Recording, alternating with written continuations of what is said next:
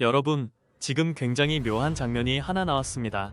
러시아 푸틴 대통령의 최측근이 한국을 보고 공개적으로 똑똑하다고 말했습니다. 이게 단순한 외교 립 서비스일까요? 아닙니다. 지금 이 발언은 국제 에너지 시장이 얼마나 뒤집혀 있는지, 그리고 그 한복판에서 한국이 어떤 선택을 하고 있는지를 보여주는 굉장히 상징적인 신호입니다.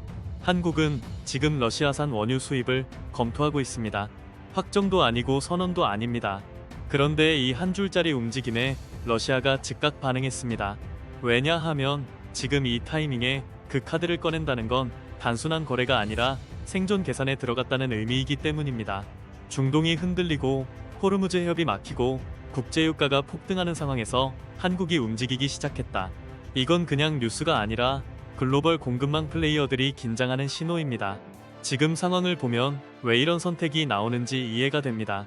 호르무즈 해협은 전 세계 원유 물동량의 핵심 통로입니다. 그런데 이곳이 막히면서 하루 약 2천만 배럴 가까운 물량이 사실상 리스크에 노출됐습니다. 문제는 한국입니다. 한국은 원유의 약 70%, 나프타의 절반을 이 길에 의존합니다. 이게 무슨 의미냐면 길이 막히는 순간 한국 산업 전체가 흔들린다는 뜻입니다. 자동차, 반도체, 화학, 정유, 물류 전부 동시에 타격을 받습니다. 단순히 기름값이 오르는 문제가 아니라 공장 가동률이 떨어지고 수출 경쟁력이 무너지고 기업 이익이 줄고 결국 소비자 물가까지 올라갑니다. 이건 경제가 아니라 국가 시스템 자체가 흔들릴 수 있는 구조적 리스크입니다. 그래서 지금 한국은 선택을 강요받고 있습니다. 원칙을 지킬 것이냐가 아니라 산업을 멈출 것이냐 아니면 살릴 것이냐라는 현실적인 질문입니다. 그래서 등장한 카드가 바로 러시아입니다. 한국은 2022년 이후 사실상 러시아산 원유를 끊었습니다. 전쟁과 제재, 국제 정세를 고려한 결정이었습니다. 그런데 지금은 상황이 완전히 바뀌었습니다. 중동 리스크가 폭발했고 일부 제재 환경이 완화되는 틈이 생겼습니다. 여기서 한국이 움직인 겁니다. 감정이 아니라 계산으로. 이게 핵심입니다.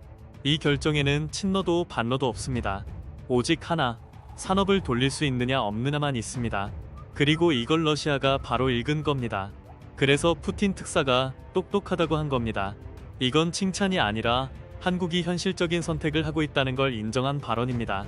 다시 말해 한국은 지금 이 판에서 무시할 수 없는 플레이어라는 뜻입니다. 여기서 더 중요한 건 한국이 단 하나의 카드만 쓰고 있는 게 아니라는 점입니다. 정부는 동시에 비축류 방출도 준비하고 있습니다. 국제에너지기구와 공조해서 2246만 배럴이라는 상당한 규모를 풀 수 있는 상태입니다. 여기에 더해 해외 저장 원유 구매, 민간 정유사 조달, 공급망 다변화까지 동시에 돌리고 있습니다. 이건 굉장히 중요한 포인트입니다. 한국은 러시아에 의존한다가 아니라 모든 옵션을 동시에 열어놓고 리스크를 분산한다는 전략을 쓰고 있습니다. 자원이 없는 나라가 위기에서 살아남는 방식이 바로 이겁니다. 한쪽에 올인하는 게 아니라 여러 선택지를 만들어 놓고 상황에 따라 조합합니다. 이건 단순한 정책이 아니라 고도의 생존 전략입니다. 많은 사람들이 여기서 착각합니다. 러시아산 들여오면 해결되는 거 아니냐? 아닙니다. 오히려 더 복잡해집니다. 제재는 언제든 다시 강화될 수 있고 외교 리스크는 여전히 존재합니다. 정유사 입장에서는 원유 품질, 설비 적합성, 물류 비용, 가격 경쟁력까지 전부 따져야 합니다. 이건 단순히 싸다고 사오는 구조가 아닙니다. 그래서 지금 한국의 움직임은 방향 전환이 아니라 비상 상황에서 쓸 수 있는 옵션을 다시 꺼내는 수준입니다. 그런데 중요한 건 그 판단 속도입니다. 위기가 오자마자 계산이 돌아가기 시작했다는 점입니다. 이게 강한 나라의 특징입니다. 감정으로 늦어지는 게 아니라 숫자로 빠르게 움직입니다. 결국 이 장면의 본질은 하나입니다. 러시아가 한국을 칭찬한 게 중요한 게 아닙니다. 진짜 중요한 건 글로벌 에너지 시장이 흔들릴 때 한국이 그냥 끌려가는 나라가 아니라는 점입니다. 스스로 선택지를 만들고 스스로 리스크를 분산하고 스스로 산업을 지키는 나라라는 점이 드러난 겁니다. 자원이 없는 나라가 여기까지 왔다는 건 단순한 경제 성장이 아니라 시스템의 승리입니다. 위기 앞에서 아무것도 못하는 나라와 위기 앞에서 계산을 시작하는 나라는 완전히 다릅니다. 이게 진짜 국뽕 포인트입니다. 큰 소리치는 나라가 강한 게 아닙니다. 위기 상황에서 조용히 공급망을 다시 짜고 산업을 멈추지 않게 만드는 나라가 강한 겁니다. 한국은 지금 그걸 하고 있습니다. 중동이 흔들리고 유가가 폭등하고 글로벌 공급망이 깨지는 상황에서도 선택지를 만들어내고 있습니다. 누가 뭐라고 해도 이건 인정해야 합니다. 자원이 없는 나라가 여기까지 왔다는 건 그냥 운이 아닙니다. 구조입니다. 시스템입니다. 그리고 그 시스템이 지금 실제로 작동하고 있습니다. 전쟁이 장기화되고 호르무즈 해협까지 막히면서 전 세계 에너지 시장이 거대한 충격에 휩싸인 가운데 러시아가 유독 한국을 콕 집어 원유와 에너지 공급 의사를 내비친 상황입니다. 푸틴 대통령의 최측근 인사는 소셜미디어에 한국이 러시아산 원유 수입을 검토 중이라는 보도를 공유한 뒤 똑똑한 이들은 모두 그렇게 한다는 식의 메시지를 남겼습니다. 한국 정부와 국내 정유사들이 산업부와 러시아산 원유 도입 가능성을 논의한 것입니다. 미국이 러시아산 원유 제재를 한시적으로 일부 풀자마자 한국도 즉각 움직인 셈입니다. 그런데 주변국들이 진짜 놀란 지점은 따로 있습니다. 예상 밖의 이유가 수면 위로 떠올랐기 때문입니다.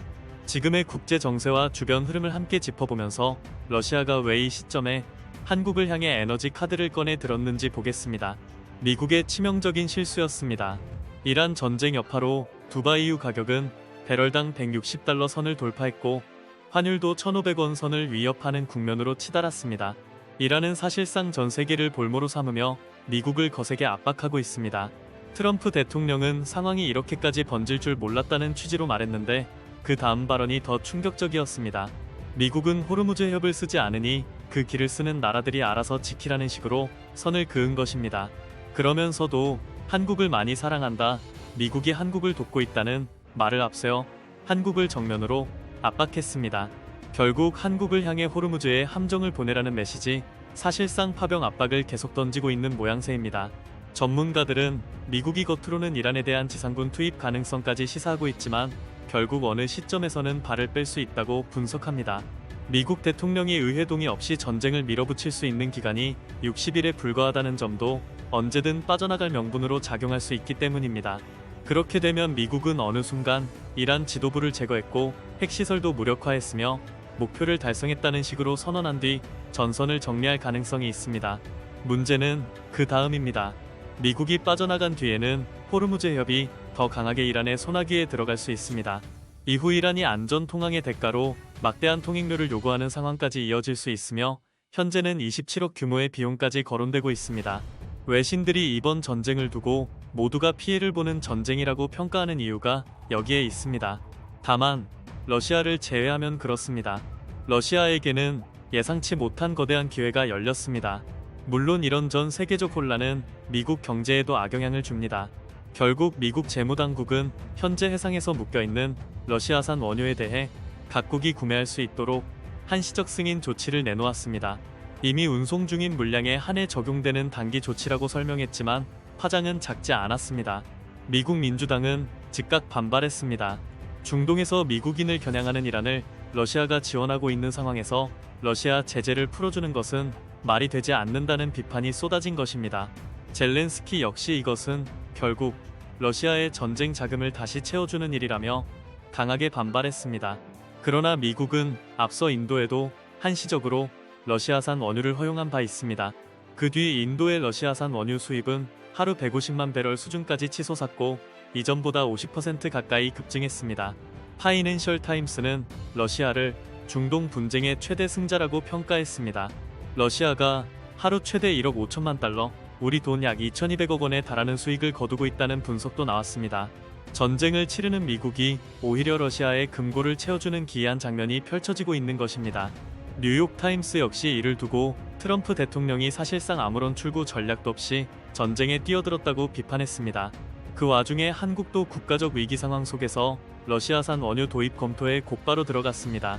그런데 러시아가 유독 한국을 집어서 언급했다는 점이 주변국들을 더욱 놀라게 했습니다. 푸틴 대통령 측은 한국의 러시아산 원유 수입 움직임을 두고 현명한 선택이라는 취지로 평가했습니다.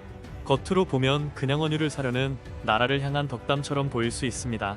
그러나 이건 그 정도 차원의 메시지가 아니라는 해석이 나옵니다. 러시아는 마치 한국이 손을 내밀기만 기다렸다는 듯 지나칠 정도로 민감하게 반응하고 있습니다. 한국과의 관계를 어떻게든 놓치지 않으려는 장면이 반복되고 있기 때문입니다. 실제로 러시아는 한국이 위기에 빠질 때마다 불쑥 등장해 도움의 손길을 내미는 패턴을 여러 차례 보여왔습니다. 우연이라고 보기 어려울 정도로 반복된 흐름입니다. 2019년 일본이 반도체 핵심 소재 수출 규제에 나서면서 불화수소 공급이 막혔을 때가 대표적이었습니다. 당시 국내 기업들의 일본산 의존도는 41.9%에 달해 비상이 걸렸습니다. 그 직후 러시아는 외교 채널을 통해 자국산 불화수소를 한국 기업에 공급할 수 있다는 제안을 보내왔습니다. 심지어 일본산보다 순도가 더 높다고까지 강조했습니다. 일본산이 99% 수준이라면 러시아산은 100% 수준이라는 식의 과감한 주장까지 내놨습니다. 결국 테스트와 적용 문제로 바로 성사되지는 못했지만 그 순간 가장 먼저 손을 내민 나라는 러시아였습니다. 2021년 요소수 대란 때도 상황은 비슷했습니다. 중국이 요소 수출을 틀어막자 디젤 차량과 화물 운송망이 멈춰설 수 있다는 공포가 번졌고, 그때도 러시아 극동 당국이 한국에 공급할 수 있다는 뜻을 곧바로 밝혔습니다. 우크라이나 전쟁 이후 유럽이 에너지 대란을 겪을 때도 러시아는 한국으로 향하는 LNG 공급을 이어갔습니다. 푸틴 대통령 역시 2024년 크렘린궁에서 한국 대사를 만나 양국 관계가 과거에는 좋았다고 언급했고, 지난 1월에도 한국과의 관계에 대한 본심을 비교적 노골적으로 드러냈습니다. 그는 한국과의 상호작용 속에서 긍정적 기반이 많이 소모된 점이 안타깝다고 했고, 과거 양국이 무역과 비즈니스 분야에서 의미 있는 성과를 냈다고 평가했습니다. 이어 한국과의 관계 회복을 기대한다며 북한 문제를 넘어 한국 자체에 대한 애착을 숨기지 않았습니다. 위기의 종류가 바뀌어도 러시아가 한국을 대하는 방식은 놀라울 만큼 비슷하게 반복되고 있습니다. 그런데 이건 단순한 친절이 아니라는 분석이 더 설득력을 얻고 있습니다. 러시아가 한국에 호의적인 것이 아니라 러시아가 한국을 절실하게 필요로 한다는 시각입니다. 핵심은 쇠빙 LNG 운반선입니다. 러시아는 북극 LNG 프로젝트를 밀어붙이고 있습니다. 북극의 천연가스를 LNG로 만들어 전 세계에 팔겠다는 거대한 구상입니다. 하지만 치명적인 문제가 있습니다. 북극은 얼음으로 뒤덮여 있어 일반 LNG선으로는 접근조차 어렵습니다. 얼음을 깨고 항해할 수 있는 초고난도 쇠빙 LNG선이 반드시 필요합니다. 그리고 이 배를 제대로 만들 수 있는 나라는 사실상 한국뿐이라는 평가가 지배적입니다. 쇠빙 성능, 극저온 화물창, 고출력 추진 시스템이 모두 결합되는 최고 난도의 선종이기 때문입니다. 러시아는 자국 조선소에서 자체 건조를 시도했지만 서방 제재로 핵심 장비 조달이 막히면서 번번이 난관에 부딪혔습니다. 최근 시운전에 들어간 러시아 쇠빙 LNG선을 분석했더니 선체 블록과 화물창 일대에서 한국 조선 기술과 부품의 흔적이 포착됐다는 분석까지 나왔습니다. 겉으로는 러시아산 선박처럼 보이지만 속을 들여다보면 한국 기술이 깊숙이 박혀있다는 것입니다. 노바텍이 체결한 쇠빙 LNG선 계약만 해도 총 21척 규모입니다. 이 배들이 없으면 북극 LNG 프로젝트는 사실상 멈춰설 수밖에 없습니다. 러시아가 우크라이나 전쟁 이후 한국과의 관계가 멀어졌는데도 계속 손을 내미는 이유가 바로 여기에 있습니다. 로이터도 러시아의 LNG 운반선 확보가 푸틴의 북극 전략과 에너지 제국 구상의 핵심이라고 짚은 바 있습니다. 또 하나의 이유는 중국입니다. 러시아 내부에서는 중국의 영향력에 과도하게 끌려가는 것 아니냐는 위기감이 점점 커지고 있습니다. 전쟁 이후 한국 같은 핵심 경제 파트너의 자금과 기업이 빠져나가면서 러시아 경제는 구조적으로 흔들렸습니다. 러시아는 전쟁 이전 수준으로 경제를 되돌리고 싶어 하지만 지금처럼 중국 의존이 심화되는 구조는 결코 달갑지 않습니다. 삼성과 현대차를 비롯한 한국 기업들은 러시아 시장에서 마지막까지 버틴 외국 기업들 중 하나였고, 현지 소비자들의 선호도 역시 높았습니다. 그런데 전쟁 이후 관계가 급속히 냉각되면서 그 자리를 중국 자본이 무섭게 파고들었습니다. 러시아처럼 몸집이 큰 나라에서조차 중국의 속국이 되는 것 아니냐는 우려가 나오는 이유입니다. 결국 러시아가 다시 경제를 다변화하고 체질을 강화하려면 한국 같은 파트너가 반드시 필요하다는 결론이 나옵니다. 반대로 한국 역시 러시아라는 변수를 가볍게 볼 수만은 없다는 주장도 나옵니다. 군사 분야에서 특히 그렇습니다. 지금의 한국 방산 역량이 형성되는 과정에서 러시아 기술의 영향이 적지 않았다는 평가가 꾸준히 제기되어 왔습니다. 현재 중동에 수출되는 천궁 II 역시 불곰 사업 당시 러시아가 제공한 콜드런치 계열 기술의 영향을 바탕으로 발전했다는 분석이 나옵니다. 각종 방공 체계 곳곳에도 러시아 기술의 흔적이 남아있다는 평가가 있습니다. 미국과 다른 선진국들이 한국의 핵심 군사 기술을 쉽게 넘기지 않던 시절, 러시아는 불곰 사업을 통해 상당한 수준의 기술 이전을 제공했습니다. 그 결과 K방사는 이제 향후 10년 안에 세계 4강 수준까지 치고 올라갈 수 있다는 평가까지 받고 있습니다. 과거 러시아가 채무 상환의 일환으로 넘긴 기술이 지금은 수백 배, 수천 배 가치의 자산이 되어 돌아오고 있다는 해석도 그래서 나옵니다. 이런 맥락에서 한국이 러시아와 무조건 정면 충돌하는 구도로만 가서는 안 된다는 목소리도 존재합니다. 지금 한국의 전략적 위치는 그 어느 때보다 민감합니다. 전 세계적으로 전쟁 위험이 높아지는 가운데 한국의 지정학적 리스크도 함께 치솟고 있습니다. 일각에서는 미국이 중동 문제에 발이 묶이면서 한국에 배치된 패트리엇 자산이나 미군 전력 일부를 다른 전선으로 돌리는 상황까지 우려하고 있습니다. 그 틈을 타 중국이 대만 전선을 흔들고 동북아 전체를 압박하는 시나리오까지 거론됩니다. 그렇게 되면 한반도 안보 환경은 순식간에 통제 불능의 국면으로 빨려들 수 있습니다. 더구나 러시아는 이미 북한과 군사협정을 통해 상당히 거슬리는 약속들을 해놓은 상태입니다.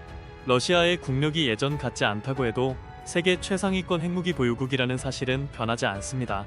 따라서 유럽과 서방이 러시아를 대하는 방식과 한국이 러시아를 대하는 방식이 완전히 같아야 할 이유는 없다는 주장도 힘을 얻습니다. 최근 유럽 일각에서 왜 아랍에미리트에는 천궁 II를 팔면서 자신들에게는 미사일을 판매하지 않느냐는 식의 불만이 나왔지만, 그런 시각은 한국이 중국과 러시아 사이에 놓인 휴전국이라는 현실을 충분히 고려하지 못한 발언으로 보입니다. 결국 한국은 기회가 생긴다면 러시아와도 우회적이든 실용적이든 일정 수준의 부드러운 관계를 유지할 필요가 있다는 것입니다. 양국은 서로 필요에 의해 경제적 파트너십을 유지할 여지가 분명히 있습니다. 한국은 에너지 위기 때 러시아라는 선택지를 가질 수 있고, 러시아는 한국의 기술력과 자본, 시장성을 절실히 원하고 있습니다. 전문가들은 이란 전쟁이 장기화될 경우 러시아 제재가 추가로 느슨해질 가능성도 배제하지 않고 있습니다. 한국의 러시아산 원유 수입은 2022년 4월을 마지막으로 사실상 끊겼습니다. 우크라이나 전쟁 이후 한국이 서방 제재에 동참했기 때문입니다. 그런데 이번에는 미국이 먼저 문을 조금 열었습니다. 이 구조에서는 한국이 러시아산 원유를 일부 들여오더라도 미국이 예전처럼 강하게 문제 삼기 쉽지 않다는 해석이 나옵니다. 물론 한계는 분명합니다. 국내 정유사들은 중동산 원유에 맞춰 공정을 최적화해왔기 때문에 러시아산 원유로 급격히 바꾸면 정제 수율이 떨어질 수 있다는 지적이 있습니다. 실제로 러시아산 원유가 전체 수입에서 차지한 비중도 2021년 기준 5.6% 수준에 불과했습니다. 말 그대로 숨통을 틔우는 카드일 뿐 근본적인 해결책은 아니라는 뜻입니다. 다만 한국은 이런 위기 국면에서도 단순히 휘둘리기만 해서는 안 됩니다. 에너지 수입 다변화는 물론이고 새로운 경제 루트와 안보 공간까지 동시에 계산해야 합니다. 많은 나라들이 위기 앞에서 속수무책으로 흔들릴 때 한국은 그 틈에서 새로운 출구를 찾아야 합니다. 그런 점에서 한국 정부가 러시아산 원유 도입을 검토하는 움직임은 단순한 수입선 변경 이상의 의미를 갖습니다. 이번 위기 속에서 한국이 어떤 선택으로 돌파구를 만들지 그 귀추가 더욱 주목되고 있습니다. 이란 전쟁은 더 이상 미사일과 전투기만의 전쟁이 아닙니다. 이번 사태는 유조선과 LNG 운반선 같은 상선이야말로 현대 문명의 혈관이라는 사실을 적나라하게 드러내고 있습니다. 지금 호르무즈 해협 인근에는 수많은 상선이 발이 묶여 있습니다. 총성과 폭격보다 더 무서운 것은 배가 멈추는 순간 경제가 멈춘다는 현실입니다. 그런데 정작 미국의 조선업은 수십 년 동안 이어진 근시안적 정책과 무관심, 그리고 산업 기반 방치의 대가를 처절하게 치르고 있습니다. 잠수함 건조는 늦어지고 또 늦어지고 있습니다. 상업용 조선업은 사실상 사라졌다는 말이 나올 정도로 쪼그라들었습니다. 중국이 거대한 물량으로 전 세계 바다를 장악하는 동안 미국은 제대로 된 상선 생산 능력마저 잃어버렸다는 비판이 쏟아지고 있습니다. 트럼프 행정부가 이것을 국가 안보 위기라고까지 규정한 이유도 바로 여기에 있습니다. 과연 이렇게 기울어진 배의 방향을 미국이 스스로 돌릴 수 있겠느냐는 의문이 나옵니다.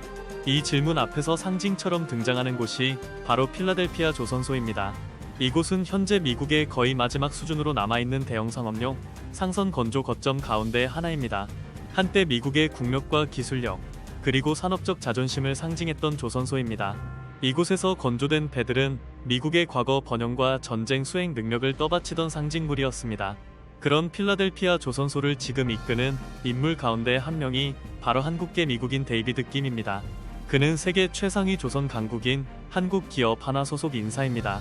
한화는 2024년 이 조선소를 1억 달러에 인수했고 곧바로 다시 1억 달러를 추가로 투입하며 재건에 나섰습니다. 한마디로 말해 미국이 잃어버린 조선업의 심장을 한국 기업이 다시 뛰게 만들고 있는 그림입니다. 더 충격적인 것은 생산성의 격차입니다. 필라델피아 조선소에서 1년에 인도하는 선박은 많아야 한 척에서 1.5척 수준이라는 말이 나옵니다. 그런데 한국의 대형 조선소에서는 사실상 매주 한 척씩 배가 인도됩니다. 미국은 1년에 겨우 한 척을 마감하는데 한국은 일주일 단위로 배를 뽑아내는 것입니다. 이 차이는 단순한 생산성의 차이가 아닙니다.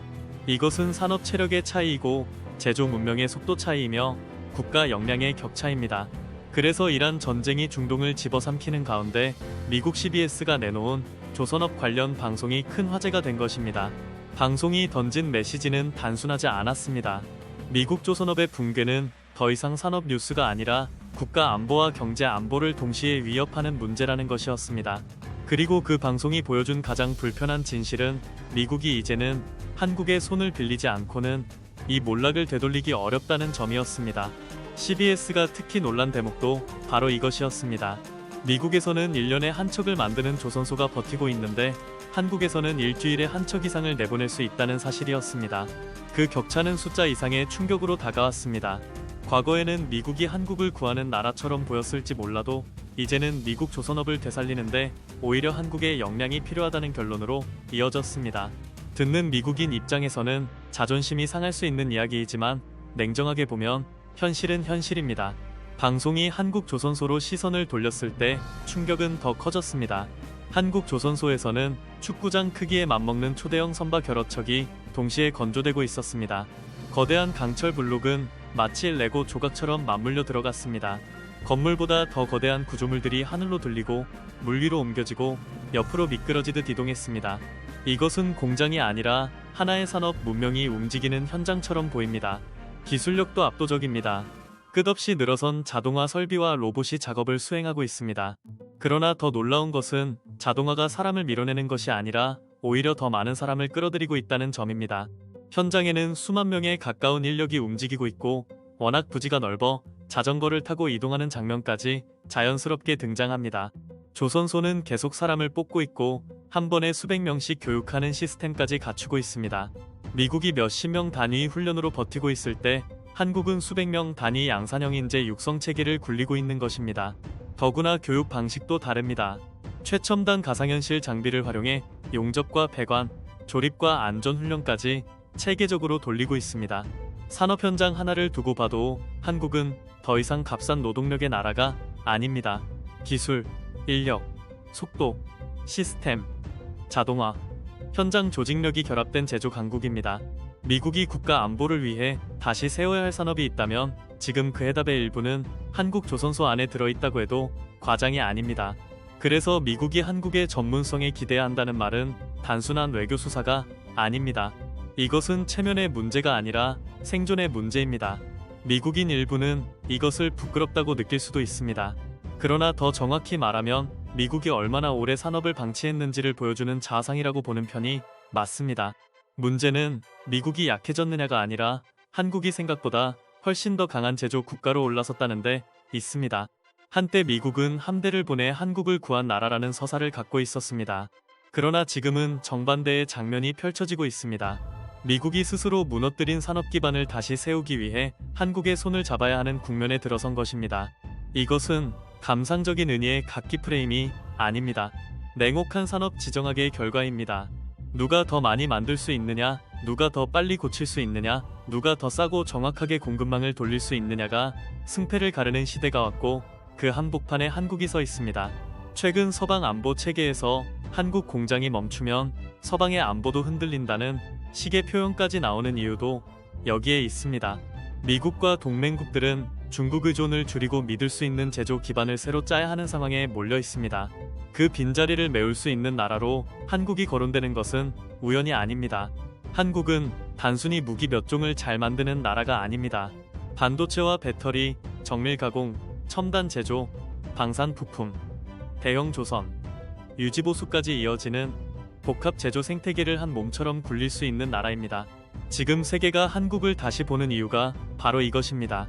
이란 전쟁이 호르무즈 해협을 흔들자 전 세계는 석유와 가스, 물류와 보험, 운임과 공급망이 한꺼번에 흔들리는 장면을 목격하고 있습니다. 이런 와중에 미국이 이란산 원유 제재 카드까지 다시 만지작거릴 정도로 다급해졌다는 해석이 나오는 것도 무리가 아닙니다. 전쟁이 길어질수록 원유 한 방울, LNG 한 척, 상선 한 척의 가치가 전투기 수십 배 못지않게 커지고 있기 때문입니다. 한국은 여기서 또 한 번 존재감을 드러냅니다. 한국은 중동산 원유 의존도가 높은 나라이지만 동시에 들어온 원유를 정제, 다시 세계 시장으로 내보내는 거대한 에너지 허브이기도 합니다. 한국의 원유가 끊기면 한국만 아픈 것이 아닙니다. 한국 정유사가 흔들리면 미국이 쓰는 항공유 가격도 뛰고 일본이 가져가는 석유 제품 공급도 흔들릴 수 있다는 말이 나오는 이유가 여기에 있습니다. 한국은 단순 수입국이 아니라 글로벌 에너지 가공의 핵심 축 가운데 하나입니다. 일본이 유가 급등의 비명을 지르며 비축유 방출과 연료 대책에 매달릴 때 한국은 위기 속에서도 대체 물량 확보와 비축유 방출, 전력 믹스 조정, 원전 재가동 카드까지 동시에 꺼내 들고 있습니다. 이것이 차이입니다. 위기를 맞았을 때 패닉으로 움직이느냐, 시스템으로 움직이느냐의 차이입니다. 한국은 자원이 많아서 강한 나라가 아닙니다.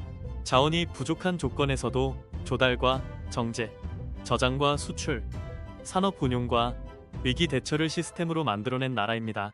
지금 전 세계는 불안에 떨고 있습니다. 그러나 이런 순간일수록 한국의 진짜 얼굴이 드러납니다. 미국은 무너진 조선업을 다시 일으키기 위해 한국을 바라보고 있습니다. 서방은 중국을 빼고도 버틸 수 있는 제조 강국으로 한국을 다시 개선하고 있습니다. 중동과 유럽, 미국과 아시아는 모두 한국의 생산 능력과 공급망 안정성, 방산과 조선, 반도체와 에너지 대응 능력을 다시 보기 시작했습니다. 결국 이란 전쟁은 중동만 태우고 있는 것이 아닙니다. 이 전쟁은 누가 진짜 제조 강국인지, 누가 실제로 동맹을 떠받칠 수 있는 나라인지, 누가 위기 때 말이 아니라 물량과 시스템으로 버틸 수 있는 나라인지를 세계 앞에 까발리고 있습니다. 그리고 지금 그 시험대 위에서 가장 선명하게 존재감을 드러내는 나라 중 하나가 바로 한국입니다. 한때는 도움을 받던 나라였지만 이제는 세계 질서의 균형추를 떠받치는 나라로 올라섰다는 사실이 점점 더 분명해지고 있습니다. 여기에 더해 지금 시장에서 가장 주목받는 변수는 러시아입니다. 국제 제재로 판로가 막혀있던 러시아가 아시아, 특히 한국으로의 원유 공급 확대 가능성을 적극적으로 열어두고 있다는 해석이 강하게 나오고 있습니다. 미국이 이란산 원유 제재를 일부 완화하며 유가를 잡으려는 동시에 글로벌 시장에서는 러시아산 원유까지 다시 끌어들이는 흐름이 형성되고 있는 것입니다. 이 상황에서 한국은 단순히 수동적으로 공급을 받는 국가가 아니라 여러 공급국 사이에서 조건을 비교하고 선택하는 위치로 올라섰다는 평가가 나옵니다. 특히 중요한 것은 한국 정유 산업의 구조입니다. 한국은 어떤 원유든 일정 수준 이상 유연하게 정제할 수 있는 고도와 설비를 이미 갖춘 몇 안 되는 나라입니다. 중동산, 러시아산, 미국산, 심지어 성상이 다른 원유까지도 혼합하고 최적화해 고부가가치 제품으로 바꿔낼 수 있는 능력이 있습니다. 이것은 단순한 기술력이 아니라 글로벌 에너지 시장에서 가격 협상력을 만들어내는 핵심 무기입니다. 러시아 입장에서도 안정적으로 대량 구매를 해줄 수 있는 국가가 필요하고 한국은 그 몇 안 되는 후보 중 하나입니다.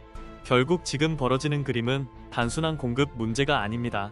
중동이 흔들리고 미국이 제재를 조정하고 러시아가 출구를 찾는 상황에서 한국은 그 중심에서 선택권을 쥔 플레이어로 움직이고 있습니다.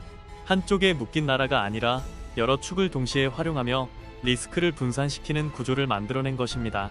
과거에는 원유를 사오는 나라였지만 지금은 원유를 전략적으로 가져오는 나라로 완전히 위상이 바뀌었다고 볼 수 있습니다. 이란 전쟁으로 세계 에너지 시장이 흔들리는 가운데 오히려 한국은 공급망을 더 넓히고 협상력을 키우는 방향으로 움직이고 있습니다. 미국도, 러시아도, 중동도 모두 한국을 필요로 하는 구조가 형성되고 있다는 점에서 이번 위기는 단순한 리스크가 아니라 한국의 존재감을 다시 각인시키는 계기로 작용하고 있는 것으로 보입니다.